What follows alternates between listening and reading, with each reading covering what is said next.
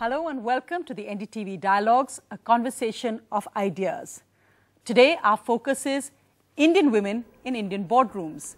As companies across India scramble to meet a government and SEBI deadline to have at least one woman independent director on their boards, what the search actually revealed was illuminating to many.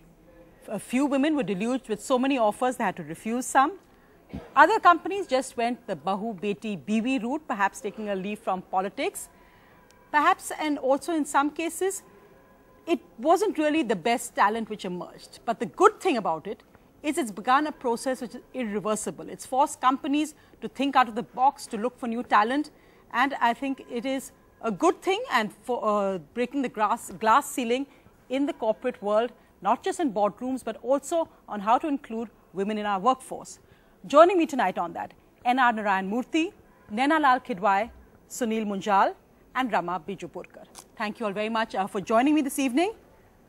Mr. Narayan Murthy, as a mentor, as a senior corporate in a sense, as an Indian who's always been very interested in the process of inclusion, how do you think this whole process has actually worked of including women in boardrooms? We know, of course, that many companies still haven't met the deadline. I talked about the dynasty factor, which has also emerged in boardrooms. What do you think of the larger message that has gone out and what the changes this will bring about? Well, I think first of all, we must all realize that women are as competent or in many cases more competent than men. Therefore, nobody is doing anybody a favor by inviting women to join the boards of corporations. Any such thinking is silly, is retrograde. In the case of Infosys itself, we have had the privilege of Rama working with us on the board. We have had Anne Fudge. Now I believe out of the 8 independent directors, 3 of them are women. We have Carol Browner, we have Kiran Mazumdar-Shah, and then I believe recently Rupa Kudwa has joined. So therefore, I think they bring new ideas as much as anybody else. They bring oversight with as much of care as anybody else.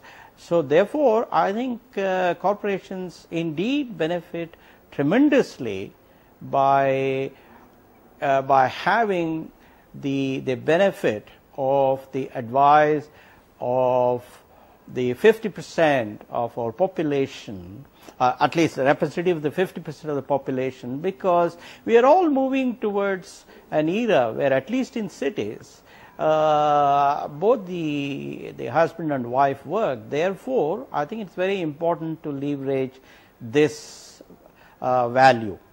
And then Naina Lal Kidwai, if you could comment, because of course you came from an era where there were no quotas for women. In fact, you had so many firsts at a time it was unthinkable for a woman to be in the Indian boardroom. Do you welcome what's happening today, and do you also find it a little bit sad that there's still such a scramble to find that token woman? I absolutely welcome it. I think that the time has come. It's a pity that it had to happen through a quota, that it wasn't naturally adopted, but I'm really glad that it's been pushed by having this quota. And I really do think that we need to move beyond the one, because believe me, it's not easy if you're the only one on a board. And I remember that when I joined the Nestle board as the second woman member, how relieved the first one was. It does help to have diversity, and diversity which is more represented. And as you see in very well thought of companies like Infosys, it's what it should be. You should have at least 1/3 of your representation that is women. However, the step is the right one. And I do think that there are too many excuses being made in terms of non-availability of women, women who aren't tutored, women who haven't been on boards before. Well, frankly, for every guy who got on a board, he was not on a board before, some stage, right? So someone gave him that break. So let's give women the break as well. Mr. Munjal, come in perhaps for a more realistic perspective on. It's all very well to say there should be one woman on the board, but if you're choosing her just because of her gender, or if you're looking for somebody who's related to the family, to the promoters, are you defeating the very purpose? Because that's what some critics are actually saying. So first, I think any move in this direction is a good move, by the way. I agree with both what Murthy said and what Naina is saying. It doesn't matter how you start, but I think we need to figure out a way to encourage more and more of this. But you're absolutely right. In many companies, they've got members of the family to come on the board. Some of them are competent to be there and have the due training, merit, etc., and some don't. But if you bring them on the board and then you expose them what the requirement is, and then actually make an effort to train them, expose them, I think it'll be the best way to move this thing forward. Eventually, we need to figure out a way not to have one because there's a quota, to have women as equal members, equal partners in this development that's taking place of corporate India. Because in many ways, they're actually the smarter half of the population. They in many cases, especially the working women, they almost are living two lives at the same time. They still manage the homes, they manage the children, and they manage the jobs that they're working at. So they're truly, some of them are like super women. So I think we need to figure out a way to use that intelligence, that empathy. In many cases, they have more empathy than men, and I think this is often missing in companies. The ability to judge what a decision taken in the board, what kind of impact it will have on society, on people. I think it just enriches a debate or discussion on a board level. Let me get in Rama Bijapurkar on this, because you of course have written a very interesting article on this as well, and you've talked about the breathless execution, it seemed, of this deadline. And it did seem, I think, as in everything, whether it's an exam or a deadline or as in all deadlines in India, that you just wait to the last moment to do this, which is why some of the issues of the choices have been raised and come up. And the point being made on gender roles and why a woman adds to the diversity, both you and Naina Lal Kidwai have, of course, served on boards when there was no quota. You've been chosen for your merit. Do you feel that a quota can undermine that merit, that you're going to have a mindset saying, oh, this is the token woman on the board, or she's here on quota? Or do you feel, however it's happening, this is going to actually open the floodgates? I think it's going to open the floodgates. I think once you get in, which is Angela Merkel was fond of saying that she came in halfway into the business, into her business, because she was an East German and a woman, and Helmut Kohl needed both. And she says, never mind why they get you in, just go in there and do what you have to do. So you're token if you feel you're token, but you're getting a seat at the table, and what you do with that seat at the table is entirely up to you. So I don't think it vitiates in any way the role or the responsibility or the legitimacy of women. And I think if we rephrase the quota as affirmative action, which is actually the way it's working out, I think people are not saying let's dilute standards. I think they're saying let's go a little harder and search a little wider and use mechanisms that are generally going to improve board searches and find people who qualify who happen to be women. Are you happy? You said that it's not about diluting standards. Are you happy with the standards that you've seen of the women nominees that you've seen? We've discussed the whole issue of dynasty as well, but do you think that perhaps that works out? Because anyway, most promoters would make sure their sons were on the board. So in a sense, well, it's good if the daughters are now on the board as well.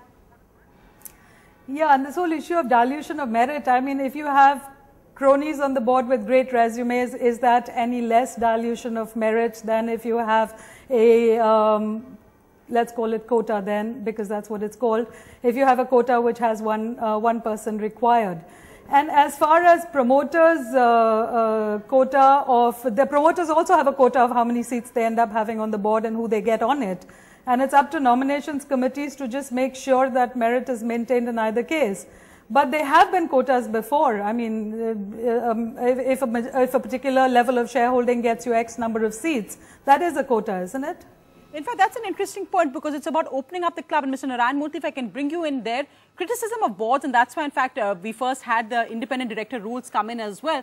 Often there has been criticism of boards where everyone thinks the same way. It's usually men in suits. You may have women in saris also now. But the fact that Indian boards and corporate governance has been an issue which has been under scrutiny, is that something which you think is really also one of the areas that could expand with affirmative action for women, and actually looking at why independent directors are coming on boards and improving corporate governance?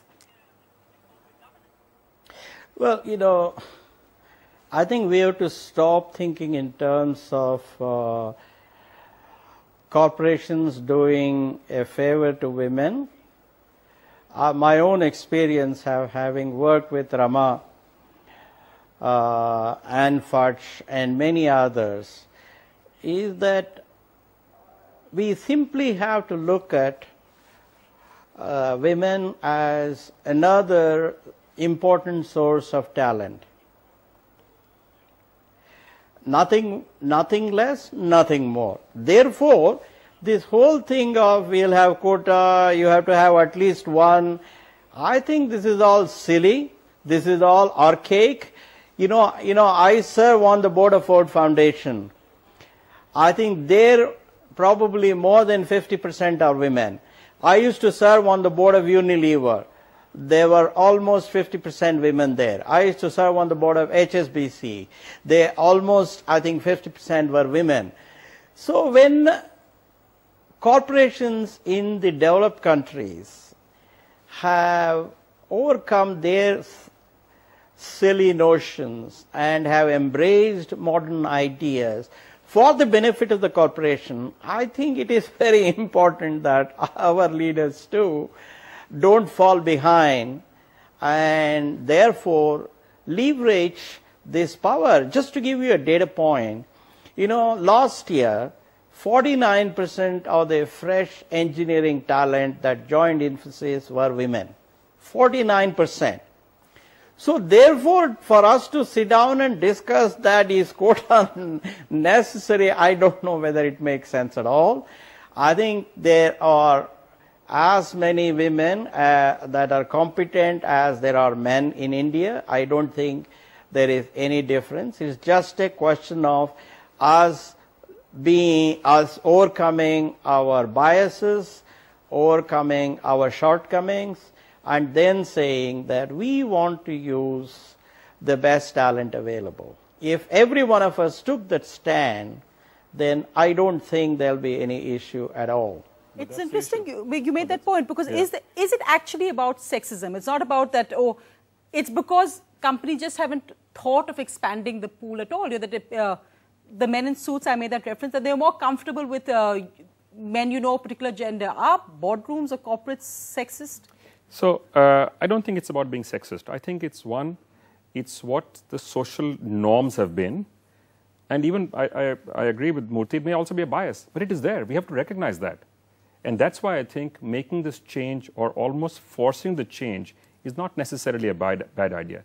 To expect that all companies will on their own start to look for merit in men and women equally, I'm not sure it's going to happen automatically. So this is like a trigger to make sure that you go down that road. So I think it's an important move in the first place. But I just want to bring one more data point. The Forbes did a study, and this year, 2014, last year, which showed that in US and Canada, which apparently have the highest number of women leaders, even there, as it goes up to the top, to the board position, it drops down to only 5%. So there is something that needs to be done to actually make that change. So we should even look at that. If you're going down this road, what is working and also what is not working? Because we're just starting off. Very few companies in India have had women on boards. Some of them got named both by Naina and by Murthy. But that's not the norm. That's actually an exception.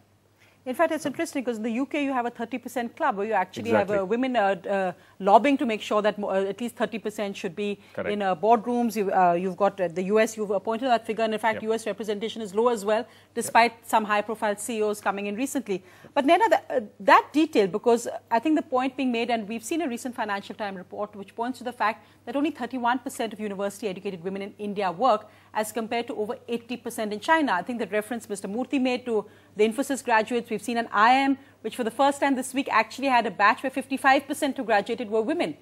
Yet these women disappear, sometimes mid-level is often when they drop out when marriage and kids come. So they don't reach the talent level where perhaps you would look for board recruitment. So how do we resolve that issue? It's about keeping women in the board force more than suddenly finding a woman at the top.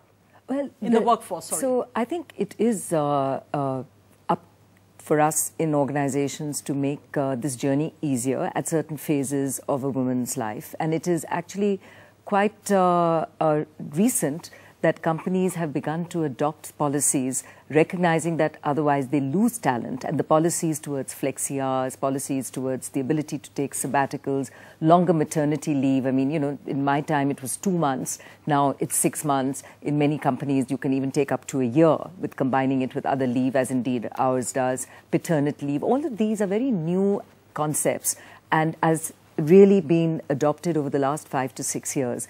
And for the organizations that get it, the ability to stay tied to the employee who is good, has left you for reasons of starting a family, but would like to return and to make that journey easier, is certainly a way to ensure that for the organization you don't lose that talent, and to make that journey back for that woman who wants to return easier, because frankly it was not easy, and people do not want to come back to be junior to their batchmates, and so they don't come back, and then they begin to drop away from the workplace.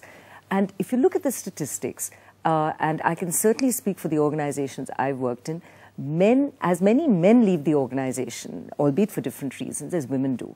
Women may leave for starting a family. Men leave for other reasons, job hopping, whatever. So the statistics themselves are pretty solid in terms of women that you employ and staying with you. And to your point on, yes, so IIM Kozhikode is a very unusual example. Most IIMs are still down in the 20s in terms of the women universe. So when you go to fish in a pool where 20% of your body is women, you are already starting at a disadvantage. You have to actively look, as indeed Infosys appears to have done in the engineering pool, to find a balance that is coming to 50-50, because we have to look at what our IIMs doing. Why is it that the ratio, where in most business schools around the world, has risen to much healthier levels? Why is it just 20%? Has it something to do with the fact that it's so geared to the IITs? Then why are the IITs not getting more women, etc.? So what you've got is that whole build-up at one level.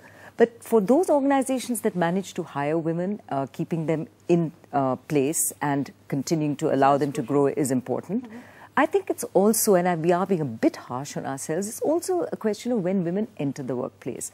I think when you see the Arundhatis of the world who've risen to become CMDs of the biggest bank in India, State Bank of India, it's also been a process of time. Yes. The entry of women into the workforce, to when you've got a body of women who have come up through the system and are there and then making it on merit, also is a passage of time. And I think India's at that point where we have enough women that can populate our boards across the country. And I'm really glad that that is beginning to happen.